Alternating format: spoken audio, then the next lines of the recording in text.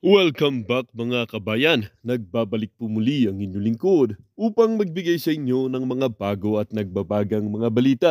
Wala na ngang lusot itong sikuting ng norte na ito at ang kanyang asawa na si Lizata Nasmags, ang ahas ng Malacanang dahil nga umano ay napanood na ng PIDEA ang pulburon video ng makikita tila ba na nag enjoy pa sila, lalong-lalo na si Lizata Nasmags na sobrang tuwa habang sinasaktan naman ang kanyang asawang kuting na tila ba ito na atang libangan ng dalawang ito pagkatapos magpulburon.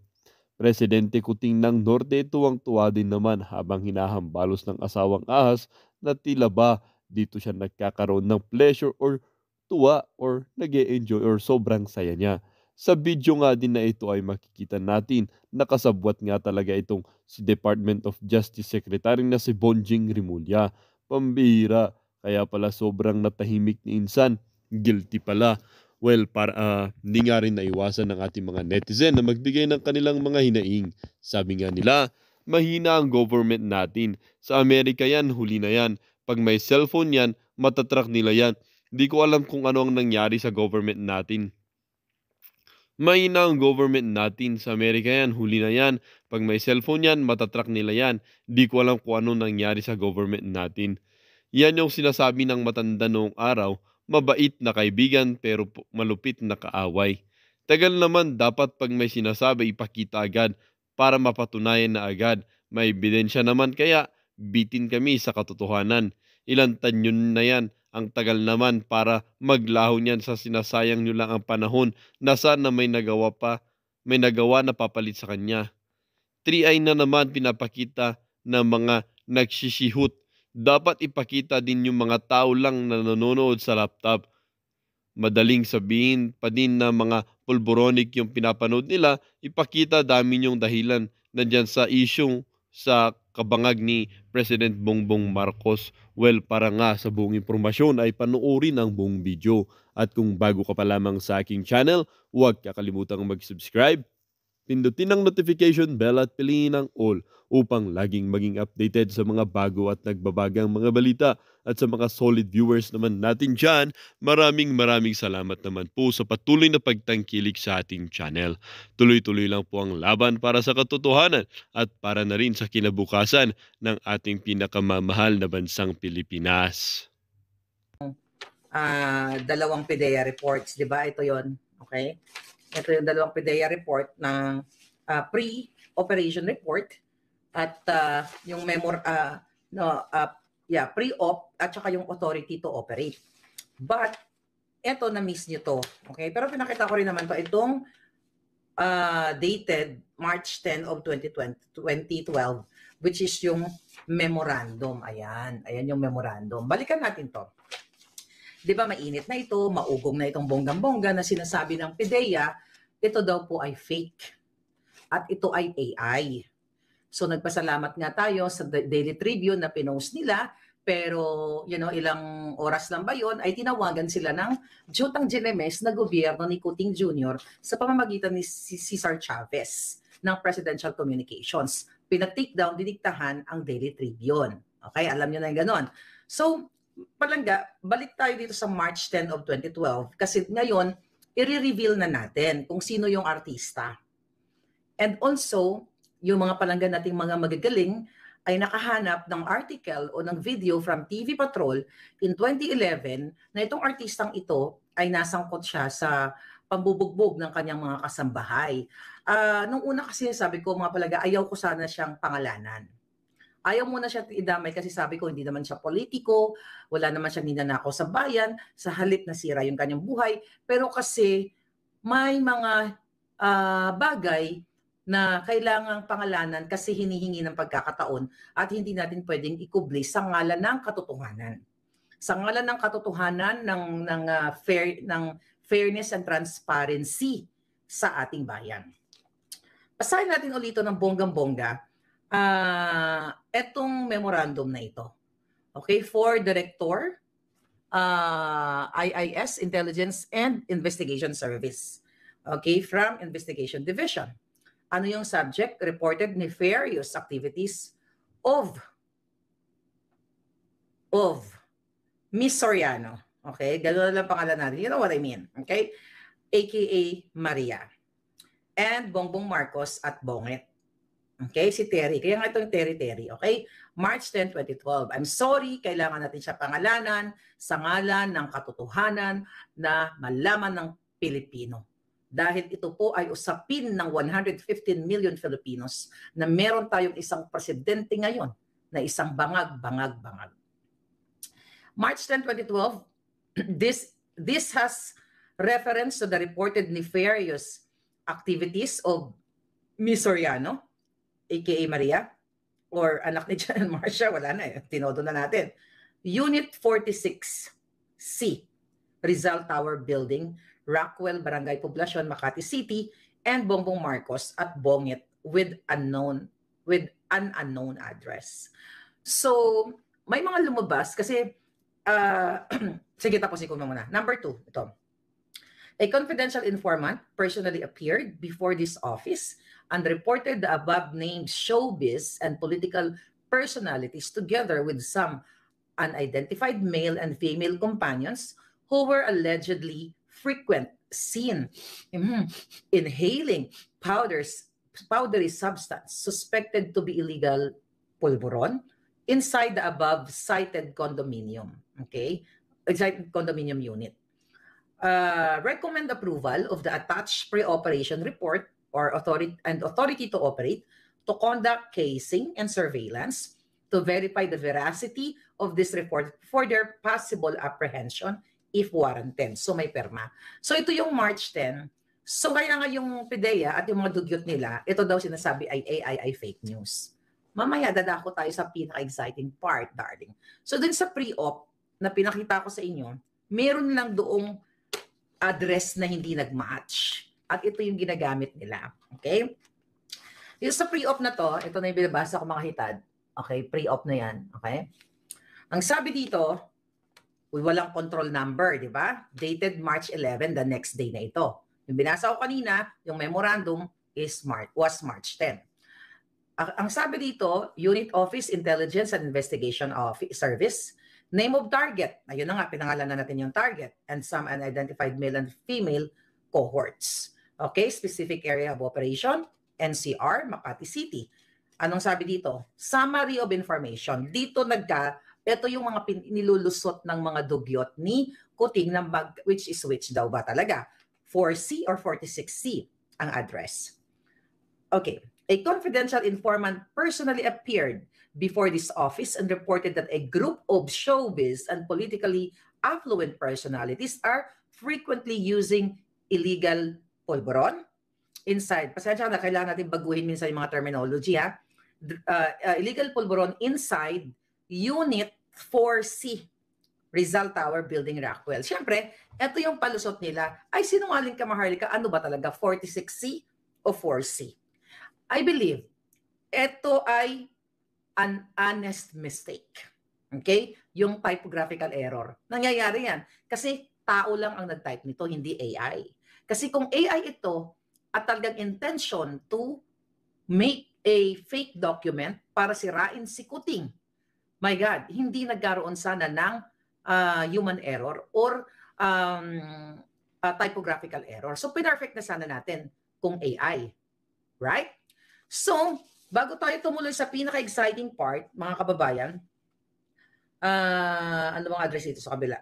Na-discuss ko na ito mga to, pero yun know, doon ko muna linawin yung address na sinasabi ay fake daw. Fake yan, Maharlika, kasi iba-ibang address. May papanood ko sa yung video back in 2011.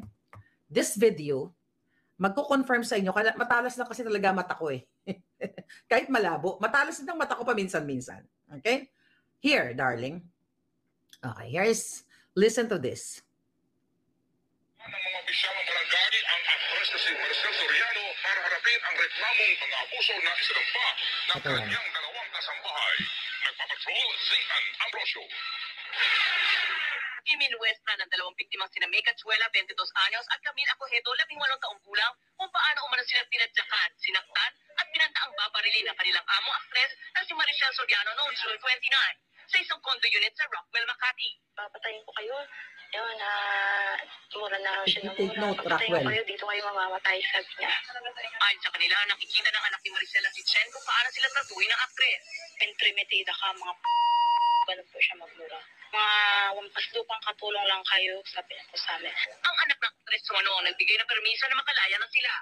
Galing sa Bales si Nami at Camila. Actually, Linggo pa lang nagtatrabaho kay Maricel. Actually, mga palangga, puputulin ko na to. Okay? Hindi naman kasi relevant yung tungkol sa pagbugbog sa mga kasambahay. Ang relevant po dito sa report na to, na i-flash sa report yung address ni Terry. Okay? Here we go. Okay? Kaya dito, mga palangga, na i-flash yung kanyang address. Okay? Ano natin? We have to be very careful. Alam nyo na. Okay? We have to be very careful. Here. 46C. Yan po yung address na pinakita dyan sa TV Patrol. 46C Rizal Building. Exactly match here dun sa mga gustong panoorin itong buo na ito.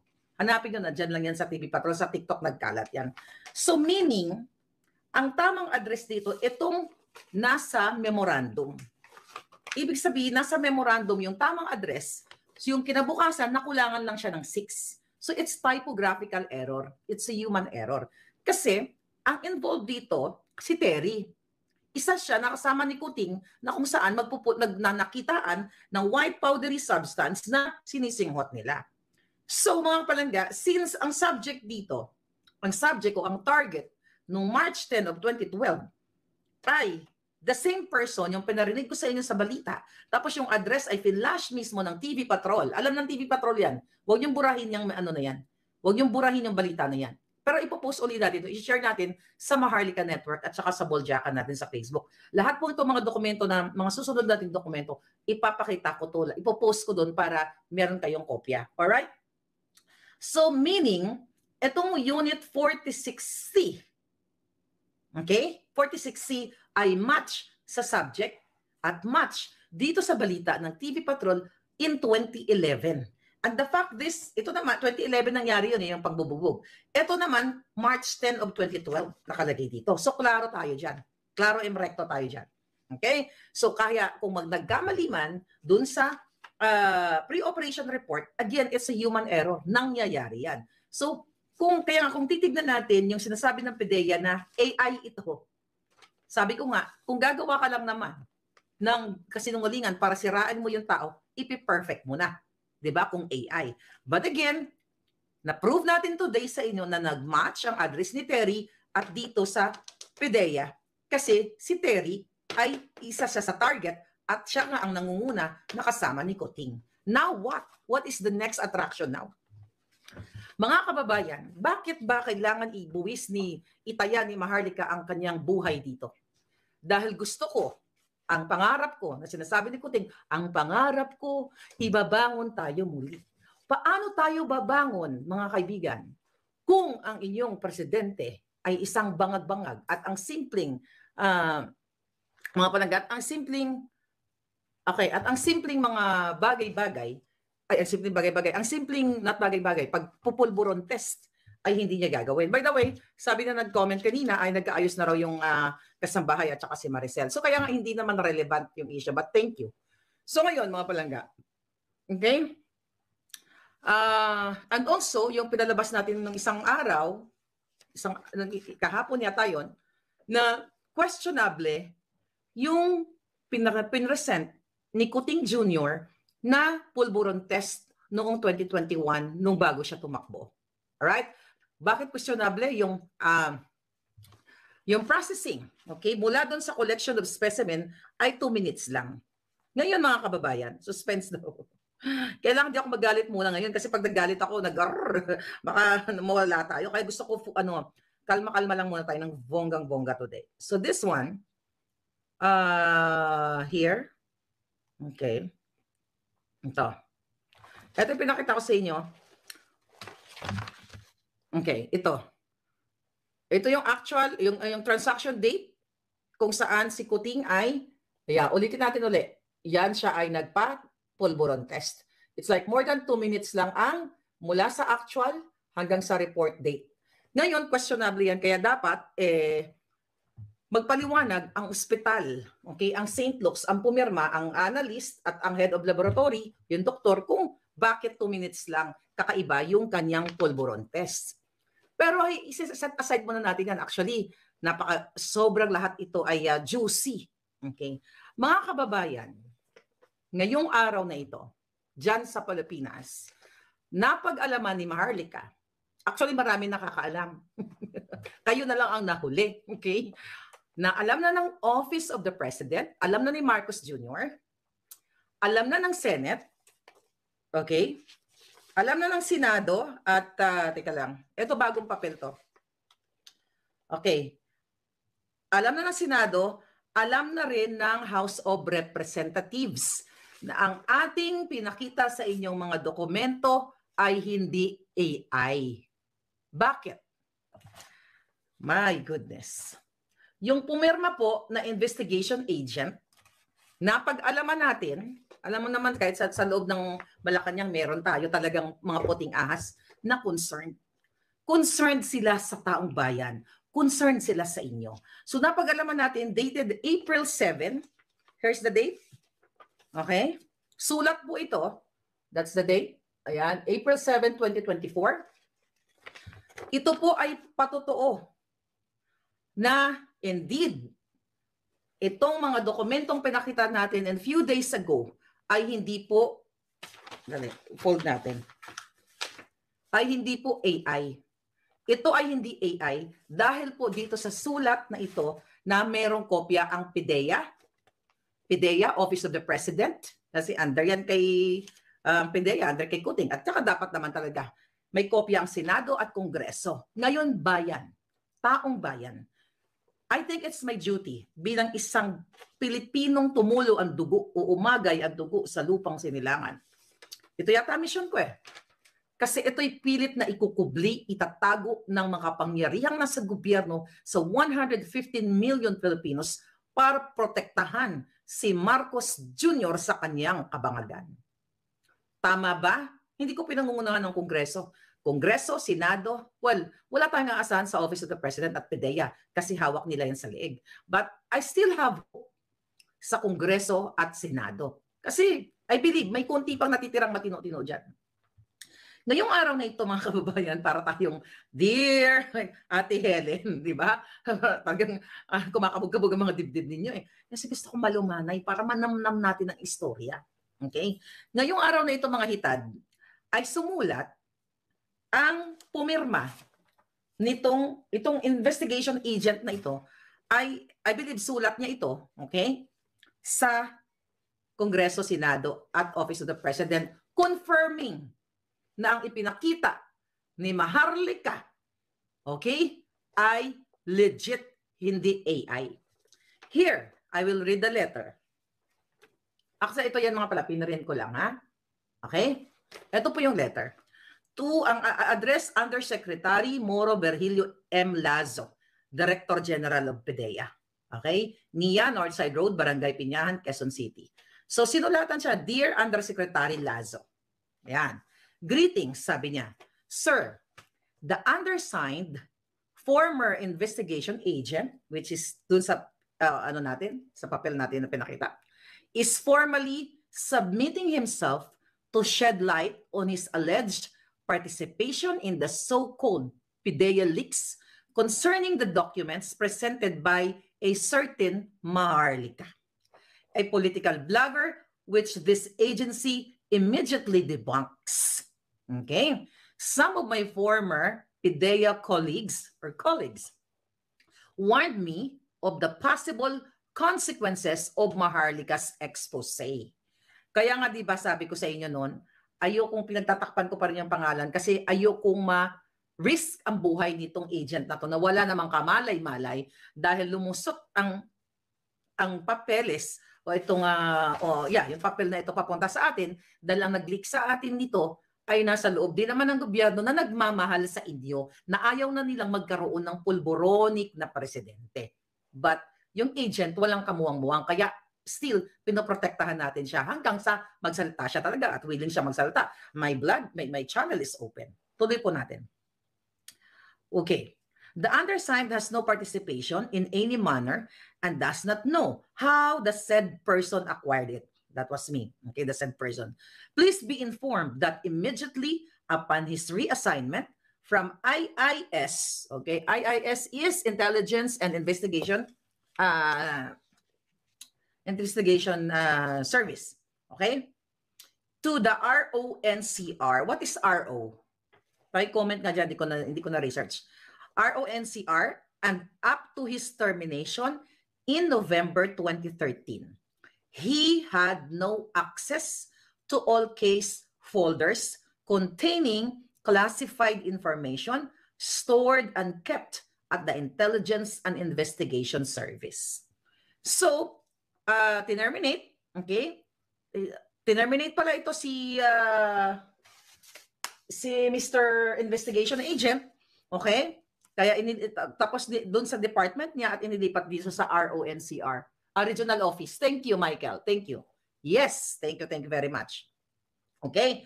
Concerning the classified information relative to the document that the political blogger is allegedly referring to against actress Miss Soriano and politician Bongbong Marcos and others, it is common knowledge at the agency's compound that the undersigned, the agent, was the one who personally interviewed the said confidential informant on March 10, 2012 at the IIS office in front of some IIS personnel who were present at that time.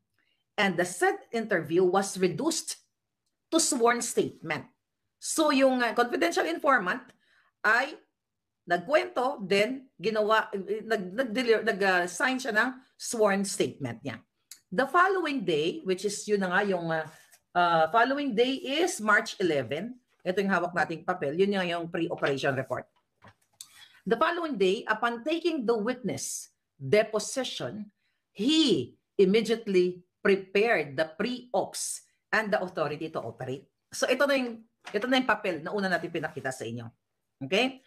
For possible casing and surveillance. A process under the PIDEA manual operations before the conduct of anti-pulburon operations. Okay?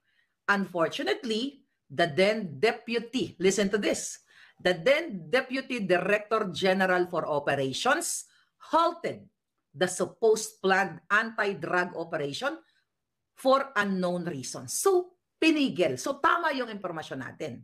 Diba? Na pinigil. Although hindi pa napapangalanan si Ochoa dito, pero yung Director General ay ipinigil o tinigil ang in-stop ang operation, ang pag-raid supposedly kay Terry at kay Kuting. Okay? Ngayon, tuloy natin.